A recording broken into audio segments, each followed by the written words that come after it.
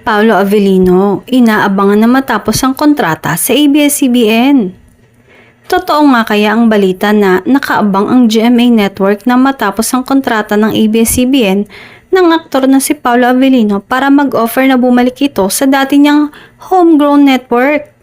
Samantala, may paglilinaw ang ABS-CBN sa balitang aalis si Paolo para lumipat sa ibang management na magpapalakad sa kanyang career. Sa contract signing ni Paolo, siguro muling ilalatag ng ABS-CBN ang mga project na gagawin niya kasama si Kim Chiu. May nailatag ng projects noon sa kanya at may movie pa nga silang pagtatambalan ni Kim at matutuloy sa susunod na taon nito. May ilang fans kasi na umaasa na babalik ang kanilang idolo sa Kapuso Network. Ngunit mas marami namang Kim Pao fans ang malulungkot pag nangyari yon. Samantala, tiyak naman na hindi ito bibitawan ng ABS-CBN lalo na ngayon na mas naging in-demand ang aktor.